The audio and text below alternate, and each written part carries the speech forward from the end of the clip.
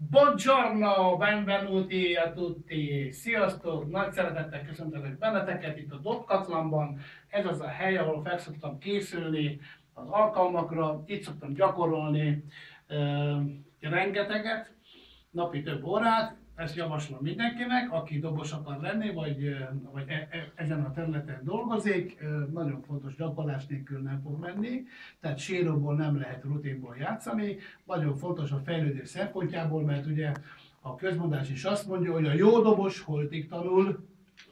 Ezt a videót azért készítjük el, mert sokan megkerestek azzal a kéréssel, hogy mit javaslok, hogy mit gyakoroljanak fellépés előtt. Én próbáltam ezt lepasszolni, hogy a YouTube-on rengeteg felvétel van, de őket nem a YouTube érdekli, hanem őket az érdekli, hogy én mit mondok. Tehát ez az én személyes tapasztalatom, amit most megosztok veletek, semmi titok nincs benne. Gyakorlatilag a lényege az, hogy én mindig zenére gyakorlok. Tehát a gyakorlásaim, a száraz gyakorlások is zenére történnek, mert ennek igazából sok értelme nincs, mert olyan, mint meghozták a krumplit és leborítják a pinyóba, tehát ennek sok értelme nincs. Ez nem zene, ez egy ilyen akármi, zörej. Nagyon fontos a tempó, hogy azért javaslom a zenére való gyakorlást, mert a zenében van a lüktetés, és nagyon fontos, hogy a feeling, amikor gyakorolsz, az benne legyen a zenében. Én általában olyan zenét választok, amiben triolákat, szextolákat, tizatodokat tudok ütni, váltott kezes, papamama, paradidől, stb. Stb. Egyik kedvenc zeneszerző, előadó, művészem Quincy Jones, és ennek a zenéjére szoktam gyakorolni. Ha most megengeditek, akkor bekapcsolom az elindításomat.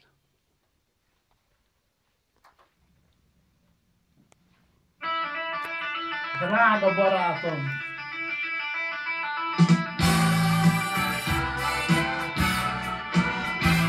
Nagyon fontos, hogy vedd fel a tempót. Nagyon fontos, nem tudom, hogy meg táncolni is. Ha nem tudsz táncolni, hát nehéz. Először csak simán kezdjed a ritmussal. Semmit ne csinálj, csak nyugodj meg. Ülj rá tempóra, természetesen a dobszék után.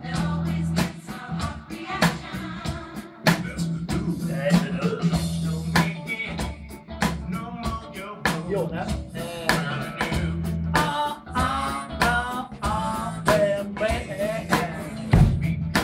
Azért nem ütöm, hogy dobod, akkor látszol, mint a válaszír. Ha nem fogod hallani, mit ütöm.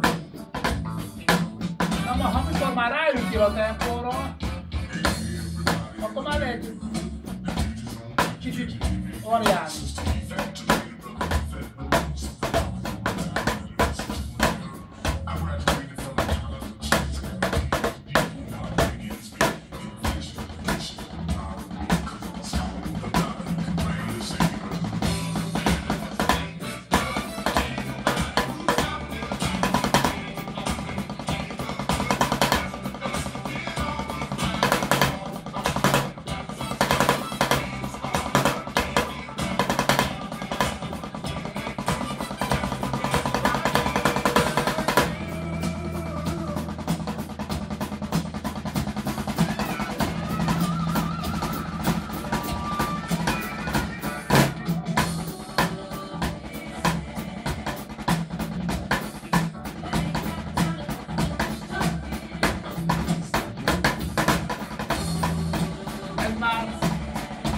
Paradidő.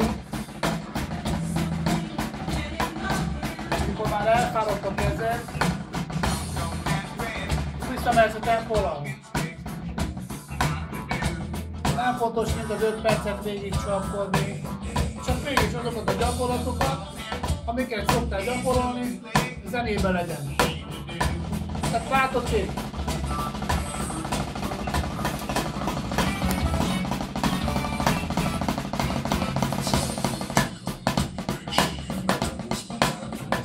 Szexolal.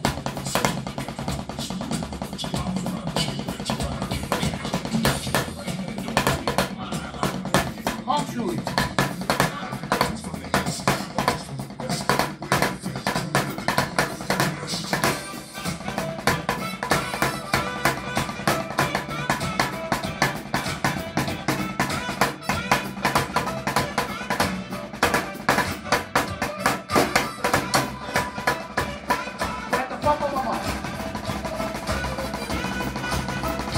Kiváló!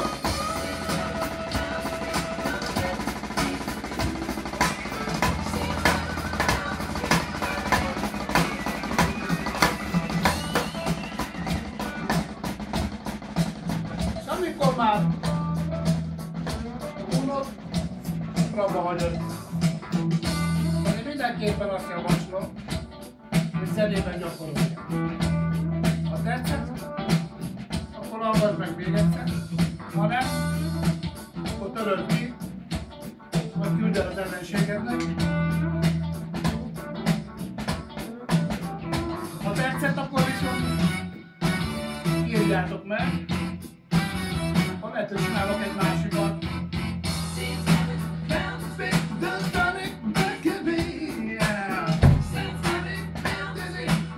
Sok szeretettel, megbúcsúzom!